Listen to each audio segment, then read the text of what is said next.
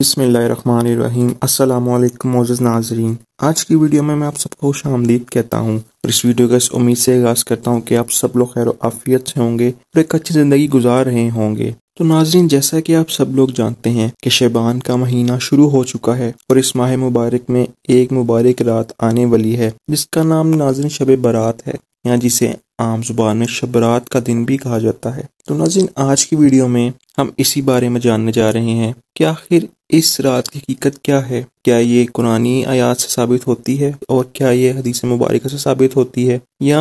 اس سب سے بڑھ کر اس کی فضیلت، اہمیت اور ان سب سے جڑی ہر ایک بات آخر کیا ہے۔ تو ناظرین، ویڈیو کا باقاعدگی سے آغاز کرنے سے پہلے میں آپ سب لوگوں سے ایک گزارش کروں گا کہ اس ویڈیو کو اینڈ تک لازمی دیکھیے گا، اور اگر ویڈیو پسند آئے تو ویڈیو کو لائک کر کے چینل کو سبسکرائب بھی ضرور کیجیے گا۔ تو ناظرین، چونکہ اس رات کے بارے میں بعض حضرات کا خیال یہ ہے کہ اس رات کی کوئی فضیلت قرآن و حدیث سے ثابت نہیں، اور اس رات میں جاگنا اور اس رات میں عبادت کو خصوصی طور پر باعث اجر و ثواب سمجھنا بے بنیاد ہے، بلکہ ناظرین بعض حضرات نے تو اس رات میں عبادت کو بدعت سے بھی تعبیر کیا ہے، اور ناظرین اسی لیے لوگوں کے ذہنوں میں اس رات کے بارے میں مختلف سوالات پیدا ہو رہے ہیں۔ تو ناظرین، اسی وجہ سے میں نے سوچا کہ کیوں نہ اس پر ایک ویڈیو بنائی جائے اور بتایا جائے کہ آخر اس سب کی حقیقت کیا ہے۔ تو ناظرین، اس سلسلے میں مختصراً آپ لوگوں سے ایک گزارش کروں گا، اور پہلے بھی ناظرین میں بعض ویڈیوز میں یہ کہہ چکا ہوں کہ جس چیز کا ثبوت قرآن و حدیث میں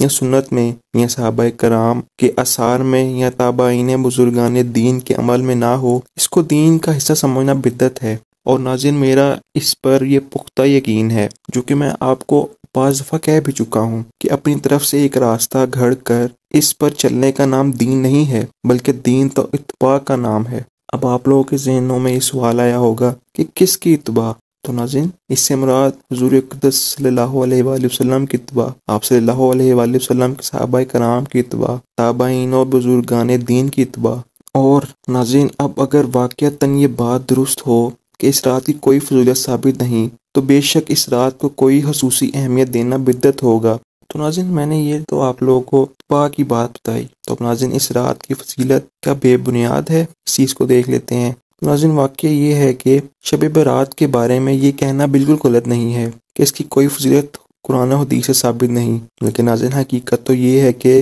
10 صحابہ کرام سے احادیث مروی ہیں جن میں نبی کریم صلی اللہ علیہ وآلہ وسلم نے اس رات کی فضیلت بیان فرمائی۔ ناظرین، ان میں سے بعض احادیث کی سند کے اعتبار سے بے شک کچھ کمزور ہیں، اور ناظرین ان احادیث کے کمزور ہونے کی وجہ سے بعض علماء نے یہ کہہ دیا کہ اس رات کی فضیلت بھی اصل ہے، لیکن ناظرین حضرات محدثین اور فقہاء کا یہ فیصلہ ہے کہ اگر ایک روایت سند کے اعتبار سے کمزور ہو لیکن اس کی تائید بہت سی احادیث سے ہو جائے تو اس کی کمزوری دور ہو جاتی ہے۔ اور ناظرین، جیسا کہ میں نے آپ سے کہا کہ 10 صحابہ کرام سے اس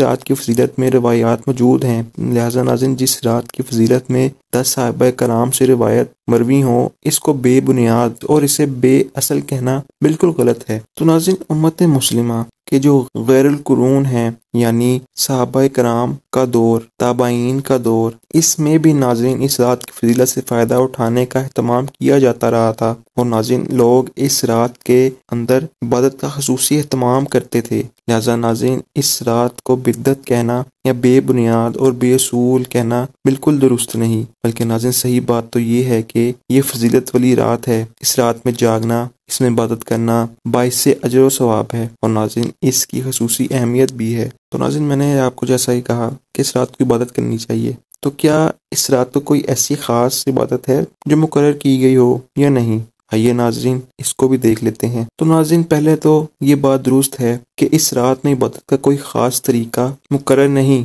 کہ فلاں طریقے سے عبادت کی جائے، جیسے ناظرین بعض لوگوں نے اپنی طرف سے ایک طریقہ گھڑ کر یہ کہہ دیا کہ شب برات میں اس خاص طریقے سے نماز پڑھی جاتی ہے۔ مثلا ناظرین انہوں نے کہا کہ پہلی رکعت میں فلاں سورت اتنی مرتبہ پڑھی جائے، دوسری رکعت میں فلاں سورت اتنی مرتبہ پڑھی جائے، اور اس سے ملتی جلتی وغیرہ وغیرہ، لیکن ناظرین اس کا کوئی ثبوت نہیں ملتا، بلکہ یہ بات تو بالکل بے بنیاد ہے، جبکہ ناظرین ہم لوگ یہ جانتے ہیں کہ نفلی عبادات جس قدر ہو سکے وہ اس رات میں انجام دی جائے، نفلی نماز پڑھی جائے، قرآن کریم کی تلاوت کی جائے، ذکر کیا جائے، تسبیح پڑھی جائیں، دعائیں کی جائیں، اور ناظرین یہ ساری عبادتیں اس رات میں کی جا سکتی ہیں، لیکن ناظرین اس میں کوئی ایسا خاص طریقہ ثابت نہیں کہ اس خاص اور مخصوص طریقے سے اس رات میں عبادت کرنی ہے۔ ناظرین یہ تو بات رہی عبادت کی، تو اب یہ بھی دیکھ لیتے ہیں کیا اس دن یا اس رات کو قبرستان جانا مناسب ہے یا نہیں۔ تو ناظرین اس رات میں یہ ایک اور عمل ہے جو ناظرین ایک روایت سے ثابت بھی ہے، اور ناظرین یہ ہے کہ حضور اکرم صلی اللہ علیہ وآلہ وسلم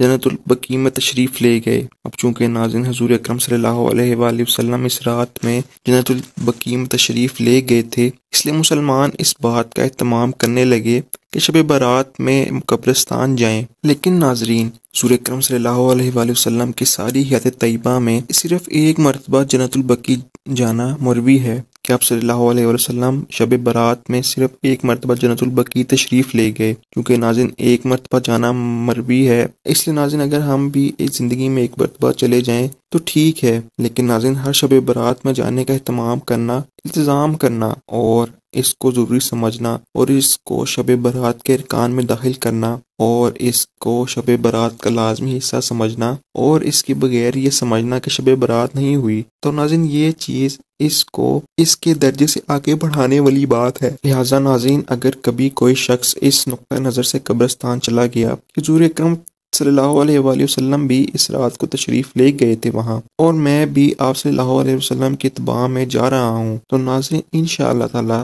ایسے شخص کو ثواب ہی ملے گا۔ اس کے بعد ناظرین ایک یہ بات آتی ہے اس رات میں جو اکثر ہی معمول کی بات ہے، کہ اس رات کے بارے میں کہا جاتا ہے کہ اس رات کو نوافل گھر پر ادا کیے جائیں، اور ناظرین اس پر میں نے بھی سنا ہے کہ بعض لوگ اس رات میں اور شب قدر میں نفلوں کی جماعت کرتے ہیں۔ پہلے صرف شبینہ با جماعت ہوتا تھا، لیکن ناظرین اب سنا ہے کہ صلاۃ التسبیح کی بھی جماعت ہونے لگی ہے۔ ناظرین یہ صلاۃ التسبیح کی جماعت کسی طرح بھی ثابت نہیں، اور ناظرین اس کے بارے میں ایک اصول سن لیجئے۔ نبی اکرم صلی اللہ علیہ وسلم نے بیان فرمایا کہ فرض نماز کے علاوہ اور ان نمازوں کے علاوہ جو حضور اقدس صلی اللہ علیہ وآلہ وسلم سے با جماعت ادا کرنا ثابت ہیں، مثلا تراویح، کسوف اور استسقاء کی نماز، ان کے علاوہ ہر نماز کے بارے میں افضل یہ ہے کہ انسان اپنے گھر میں ادا کرے۔ اور ناظرین صرف فرض نماز کی خصوصیت یہ ہے کہ اس کے اندر صرف افضل نہیں بلکہ سنت واجب ہے کہ اس کو مسجد میں جا کر جماعت سے ادا کریں، لیکن ناظرین سنت اور نفل میں اصل قاعدہ یہ ہے کہ انسان اپنے گھر میں ادا کرے، لیکن ناظرین فقہ نے یہ دیکھا کہ لوگ گھر جا کر بعض اوقات سنتوں کو ترک کر دیتے ہیں، اس لیے ناظرین انہوں نے یہ بھی فرما دیا کہ اگر سنتیں چھوٹنے کا خوف ہو تو مسجد ہی میں پڑھ لیا کریں تاکہ وہ سنتیں چھوٹ نہ جائیں، ورنہ ناظرین اصل قاعدہ یہی ہے کہ گھر میں جا کر ادا کی جائیں یہ سنتیں۔ اور نفل کے بارے میں ناظرین تمام فقہ کا اس پر اجماع ہے کہ نفل نماز میں افضل ہی ہے کہ اپنے گھر میں ادا کریں۔ اور ناظرین بات دراصل یہ ہے کہ فرائض دین کا شعار ہیں اور ناظرین دین کی علامت ہیں، لہذا ناظرین ان کو جماعت کے ساتھ مسجد میں ادا کرنا ضروری ہے۔ اور ناظرین کوئی آدمی اگر یہ سوچ کر کہ اگر میں مسجد میں جماعت کے ساتھ نماز پڑھوں گا تو اس میں ریاکاری کا اندیشہ ہے، اس لیے میں گھر ہی میں نماز پڑھ لوں، تو ناظرین اس کے لیے ایسا کرنا ناجائز نہیں۔ اس کو حکم یہ ہے کہ مسجد میں جا کر نماز پڑھو، اس لیے کہ اس کے ذریعے دین اسلام کا ایک شعار ظاہر کرنا مقصود ہے، اور ناظرین دین اسلام کی ایک شوکت کا مظاہرہ مقصود ہے، اس لیے ناظرین اس کو مسجد میں ہی ادا کیا جائے تو بہتر ہے۔ ناظرین جہاں پر ہم نے یہ دیکھا کہ نوافل گھر میں ادا کرنے چاہیے جماعت کے ساتھ، تو ناظرین اب یہاں پر یہ دیکھنا بھی لازمی ہے کہ نوافل میں تنہائی مقصود ہے یا سے بڑے لوگوں میں بھی پڑھی جا سکتا ہے۔ تو ناظرین نوافل ایک ایسی عبادت ہے جس کا تعلق بس بندہ اور اس کے پروردگار سے ہے، اور ناظرین اس میں صرف تم ہو اور تمہارا پروردگار ہو، جیسا کہ ناظرین حضرت صدیق اکبر رضی اللہ عنہ کے واقعے میں آتا ہے کہ حضور اقدس صلی اللہ علیہ وآلہ وسلم نے ان سے پوچھا کہ تلاوت اتنی آہستہ سے کیوں کرتے ہو؟ انہوں نے جواب میں فرمایا کہ جس ذات سے یہ منت کر رہا ہوں اس کو سنا دیا، اب دوسروں کو یہ سنانے کی کیا ضرورت ہے؟ تو لہٰذا ناظرین عبادت کا تو حاصل یہ ہے کہ وہ ہو اور اس کا پروردگار ہو، اور اس میں کوئی تیسرا شخص درمیان میں حائل نہ ہو۔ ناظرین اللہ تعالیٰ یہ چاہتے ہیں کہ میرا بندہ براہ راست مجھ سے تعلق قائم کرے، اس لیے ناظرین نفل عبادتوں میں جماعت اور اجتماع کو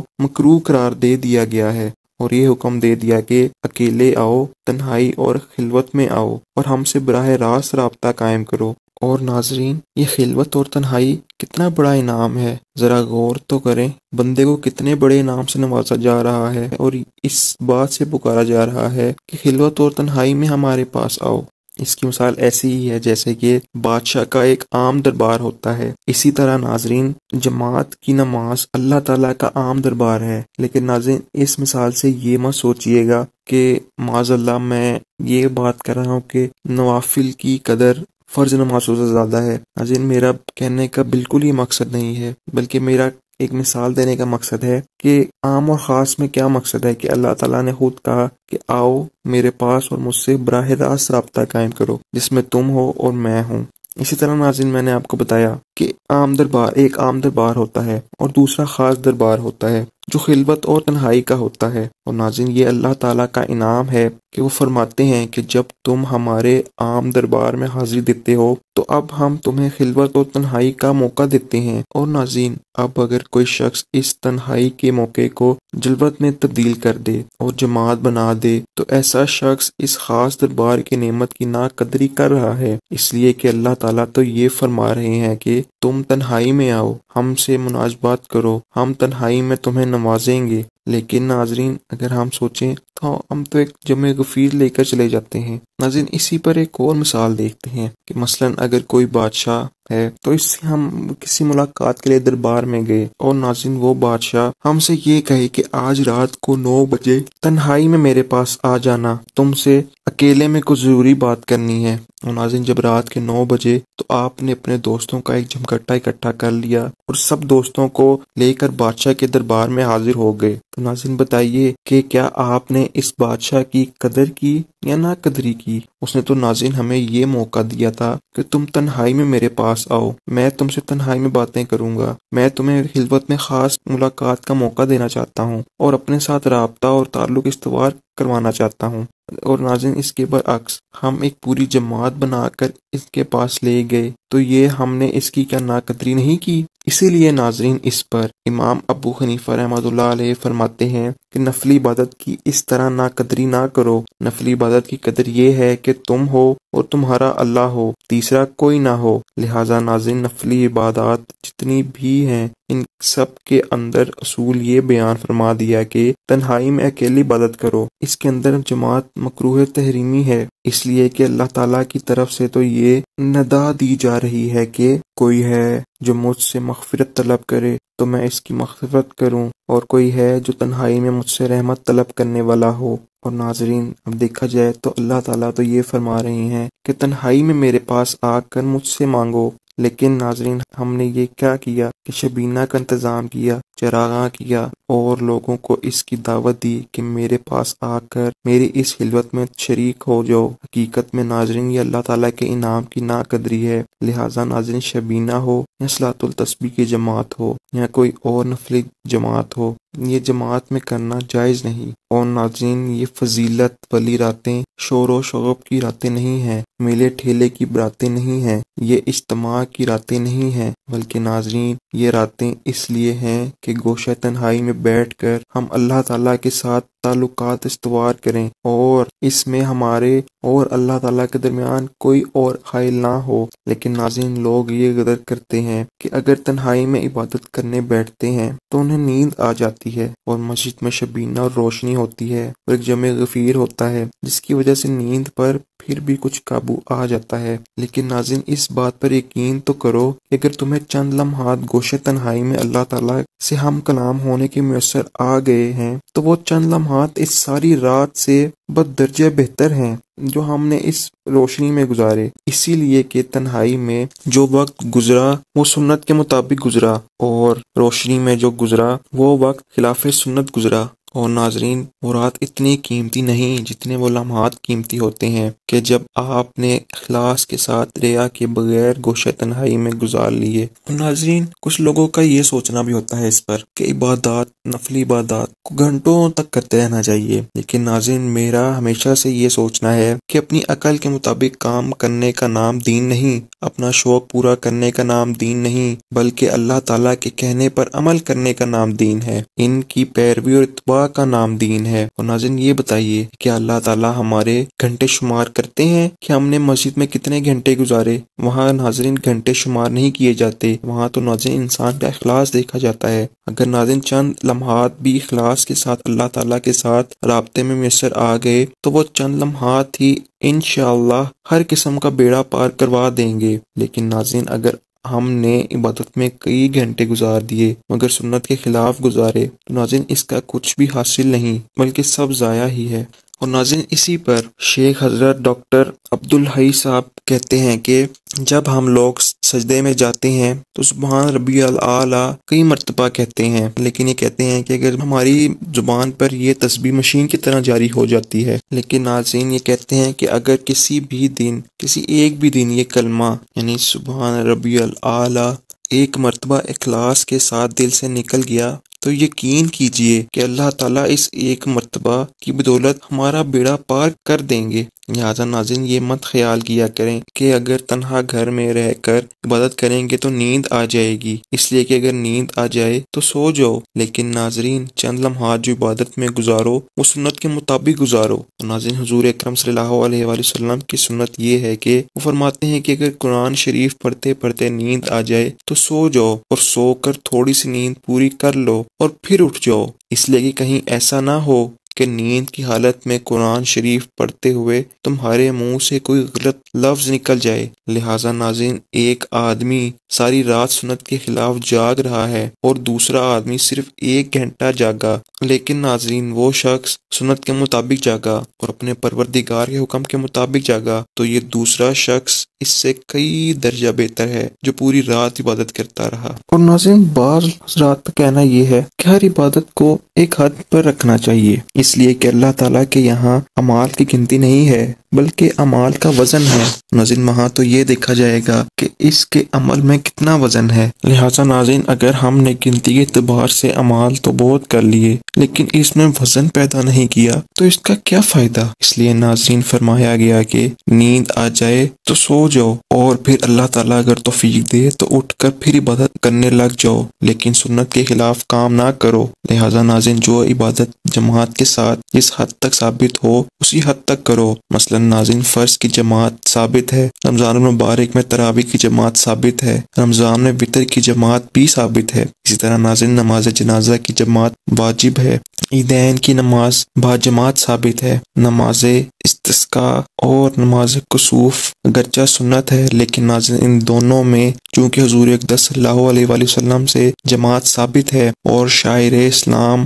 میں سے ہے، لہٰذا ناظرین ان کو جماعت سے ادا کرنا جائز ہے۔ اور ناظرین ان کے علاوہ جتنی نمازیں ہیں ان میں جماعت نہیں ہے، ان میں تو ناظرین اللہ تعالیٰ یہ چاہتے ہیں کہ بندہ مجھ سے تنہائی میں ملاقات کرے، اور ناظرین اللہ تعالیٰ نے تنہائی میں ملاقات کا جواز جو اعزاز بخشا ہے یہ معمولی اعزاز نہیں ہے، اس کی ناظرین ہمیں قدر کرنی چاہیے۔ ابھی تک ناظرین میں نے جو آپ کو بتایا وہ سب مردوں کی عبادت بتائی، ناظرین عورتوں کی جماعت کے بارے میں بھی دیکھ لیتے ہیں کہ آخر اس بارے میں کیا حکم جاری کیا گیا۔ تو ناظرین اسی مناسبت سے ایک مسئلہ عورتوں کی جماعت کا بھی پیدا ہوتا ہے، اور ناظرین مسئلہ یہ آتا ہے کہ عورتوں کی جماعت پسندیدہ نہیں ہے، چاہے وہ فرض نماز کی جماعت ہو یا سنت کی ہو یا نفل کی ہو، اس لیے کہ ناظرین اللہ تعالیٰ نے عورتوں کو یہ حکم فرما دیا کہ اگر تمہیں عبادت کرنی ہے تو تنہائی میں کرو، جماعت عورتوں کے لیے پسندیدہ نہیں۔ جیسا کہ ناظرین میں نے آپ سے عرض کیا کہ دین اصل میں شریعت کے با کا نام ہے۔ اب یہ مت کہو کہ ہمارا تو اس طرح عبادت کرنے کو دل چاہتا ہے، بلکہ ناظرین اس دل کے چاہنے کو چھوڑ دیں،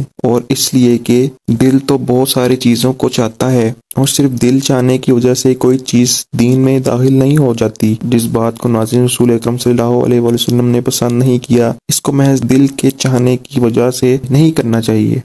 بہرحال ناظرین یہ شب برات الحمدللہ فضیلت کی رات ہے، اور ناظرین اس رات میں جتنی عبادت کی توفیق ہو اتنی عبادت ضرور کرنی چاہیے۔ تو ناظرین اب ایک اور چیز دیکھ لیتے ہیں اسی مناسبت سے کہ اس میں کہا جاتا ہے کہ شب برات کی عبادت کے بعد روزہ رکھنا بھی اس رات کی کچھ شرطوں میں سے ایک ہے۔ اور ناظرین، شب برات کے بعد آنے والے دن یعنی 15 شعبان کا روزے کا بھی ایک مسئلہ پیدا ہوتا ہے، اور ناظرین ہمیں اس کو بھی سمجھ لینا چاہیے، اور وہ یہ ہے کہ سارے ذخیرہ حدیث میں اس روزے کے بارے میں صرف ایک روایت میں ہے، شب برات کے بعد والے دن روزہ رکھو، لیکن ناظرین یہ روایت ضعیف ہے۔ لہذا ناظرین اس روایت کی وجہ سے خاص اس 15 شعبان کے روزے کو سنت یا مستحب قرار دینا بعض علماء کے نزدیک درست نہیں۔ البتہ ناظرین، پورے شعبان کے مہینے میں روزہ رکھنے کی فضیلت ثابت ہے، یعنی یکم شعبان سے 27 شعبان تک روزہ رکھنے کی فضیلت ہمیں ملتی ہے، لیکن ناظرین 28 اور 29 شعبان کا حضور اکرم صلی اللہ علیہ وآلہ وسلم نے روزے رکھنے سے منع فرما دیا، کیونکہ رمضان سے 1-2 روز پہلے روزہ مت رکھو تاکہ رمضان کے روزوں کے لیے انسان نشاط کے ساتھ تیار رہے۔ لیکن ناظرین یکم شعبان سے 27 شعبان تک ہر دن روزہ رکھنے میں فضیلت ہے، اور ناظرین دوسرا یہ کہ 15 تاریخ ایام بیز میں سے بھی ایک ہے، اور ناظرین حضور اقدس صلی اللہ علیہ وآلہ وسلم ہر ماہ کے ایام بیز میں 3 دن روزہ رکھا کرتے تھے، یعنی 13، 14 اور 15 تاریخ کو۔ لہذا ناظرین اگر کوئی شخص ان 2 وجہ سے 15 تاریخ کا روزہ رکھے اور ایک اس وجہ سے کہ یہ 15 تاریخ ایام بیز میں داخل ہے، اگر ناظرین انسان اس نیت سے روزہ رکھ لے تو انشاءاللہ موجب الاجر ہوگا۔ اور پھر ناظرین اسی پر اس ویڈیو کا اختتام کرتے ہیں کہ آپ کو بہت سی چیزیں شب برات کے حوالے سے سمجھ میں ضرور آئی ہوں گی، اور ناظرین میں بھی اللہ تعالیٰ کے حضور اس چیز کا دل سے معافی کا طلبگار ہوں کہ اگر یہ سب بتاتے ہوئے یا بیان کرتے ہوئے میرے سے کچھ بھی غلط بیان ہوا ہو، نہ چاہتے ہوئے، کیونکہ ناظرین چاہتے ہوئے تو کوئی شخص بھی ایسی حرکت نہیں کر سکتا اور نہ ہی ایسی توقع کرنی چاہیے۔ ناظرین اگر نہ چاہتے ہوئے مجھ سے ایسی کوئی غلطی یا ایسے کچھ غلط الفاظ نکل گئے منہ سے تو میں اللہ تعالیٰ کے ہاں معافی کا طلبگار ہوں، اور امید بھی کرتا ہوں کہ اللہ تعالیٰ مجھے معاف فرمائیں گے، بے شک اللہ تعالیٰ معاف فرمانے والوں میں سے ہیں۔ ناظرین پھر اسی پر اس ویڈیو کا اختتام کرتا ہوں کہ یہ آج کی شب برات پر بنائی گئی معلوماتی ویڈیو آپ کو ضرور پسند آئی ہوگی۔ اگر ویڈیو پسند آئی ہوئی تو میری حوصلہ افزائی بڑھانے کے لیے اس ویڈیو کو لائک کر دیجیے گا، چینل پر نہیں ہے تو چینل کو سبسکرائب کر کے بیل آئیکن کے بٹن کو ضرور پریس کیجیے گا تاکہ ہر نئے آنے والی ویڈیو کا نوٹیفیکیشن آپ تک پہنچ سکے، اور کمنٹ سیکشن میں اپنی رائے کا اظہار بھی ضرور دیا کریں کہ آپ کو ہماری ویڈیوز کیسی لگ رہی ہیں، اور آپ آنے والے دنوں پر کن کن اور کس کس موضوعات پر ویڈیوز دیکھنا چاہتے ہیں، اور وہ دینی ہو، تاریخی ہو یا دنیاوی۔ ناظرین پھر ملیں گے کسی اگلی تاریخی، تحقیقی اور معلوماتی ویڈیو کے ساتھ، تب تک کے لیے مجھے دیجیے اجازت، دعاؤں میں مجھے یاد رکھیے گا۔ اللہ حافظ۔